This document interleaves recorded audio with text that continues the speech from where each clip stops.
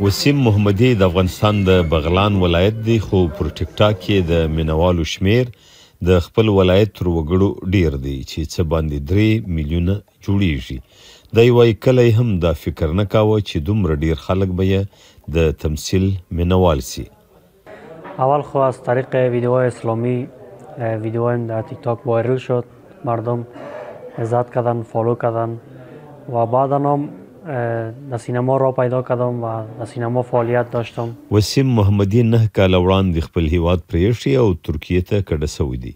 نوموړي هلته د اداکارۍ مسلکي زده کړې کړي او له ټیک ټاک سره یې په یوه ترکي ډراما عثمان کې هم کار کړی دی. در سینما را پیدا کردم و در سینما فعالیت داشتم و از او طریق هم ویدیوهایی که از سینما داشتم هم در تیک تاک آپلود کردم و از مردم خیلی علاقه دیدم، خیلی حمایت کردن. وسیم محمدي له ترکیې وروسته د اوس بریتانیا ته راکوچېدلی او تمه لري چې دلته به فلم اکاډمي کې خپل زده کړې پر مخ یوسي.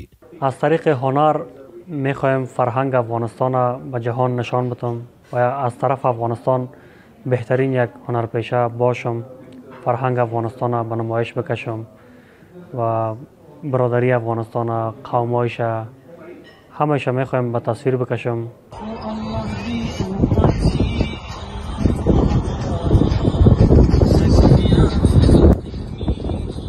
وسیم محمدي پر ټیک ټاک تر ډیره اسلامي مواد خپروي او د ګټې وټې یوه وړوکې سرچینه هم ده.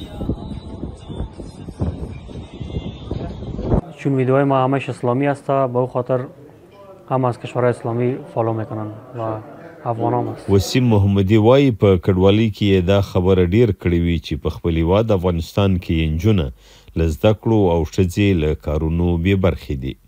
بله طبعا که این یک فرض انسانی ما و شما است که به خاطر خواهرای ما که در افغانستان حق تحصیل ازشان گرفته شده. ټیک ټاکر وسیم محمدي 3 میاشتې مخکې لندن ته راکډه سوی او په راتلونکي کې د افغانستان په اړه د یو فلم جوړولو تکل لري. قاسم خان مندوخیل، امریکا غږ، لندن.